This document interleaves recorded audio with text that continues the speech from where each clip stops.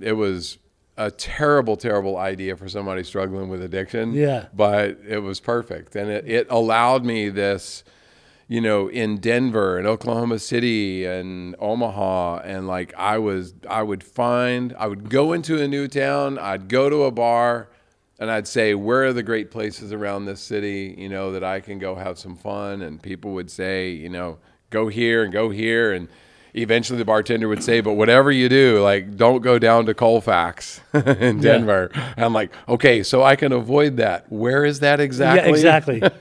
You know exactly why you want to be there. And that's where I go. And like I would do the deal and try to keep everything afloat. And then my wife, did the unthinkable. She got pregnant. And how dare she? Yeah. And apparently it was mine. And well, she's your wife. Well, that's true, yes.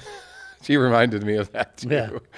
And I know she was great. And that was when things switched for me, and I decided, okay, that I wanted to actually be a human being because I didn't feel like one at that point, and like this was my chance. Right. This new little baby was gonna save me, and change everything, and for that long, it worked. You mean the baby came and yeah, the baby came. Quit smoking I crack? was friggin' dad of the year for 2 months. No more drugs? No, well, for 2 months. 2 months. And I didn't replace with anything else other than the baby. Mm-hmm. And in a couple months into that, into his life, nothing happened. No argument with my wife or boss, and I just drove to the hood and spent 6 days smoking Colfax? crack and drinking.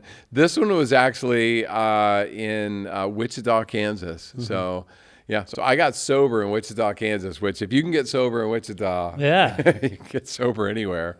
But that 6-day binge ended, predictably in handcuffs and police and bullets and a bunch of people shooting at my car during a crack deal, somewhere in the middle of that 6 days, and no sleep, and just the whole deal. Mm-hmm. And, and I recognized in that moment that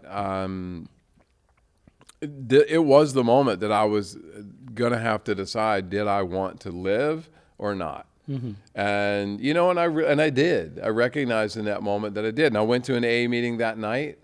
And I've been to a lot of AA meetings up to that point, all to get people off my back. Sure.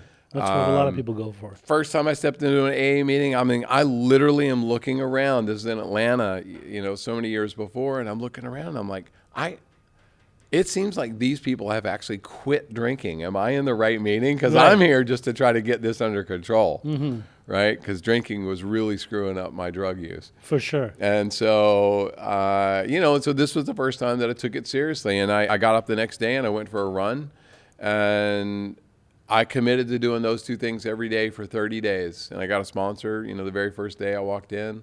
Old guy.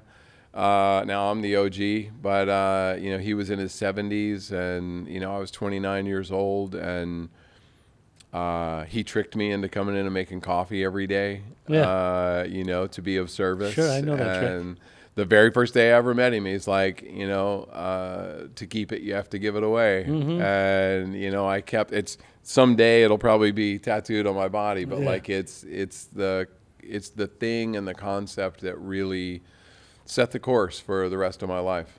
And that was it. You stayed sober. Yeah. Ever since. Yeah. For 3 straight years, I went to a meeting every day for 3 years without missing a day. And I ran every day for 3 years without missing a day of running. Mm-hmm. And I understood that I was not going to survive. My life depended on how this was going to go. Mm-hmm. And I think for people in new sobriety, it's actually okay to set some benchmarks. Like I set 30 days and then I set 90 days, but I made goals. 90 and 90 and all that's not an original concept.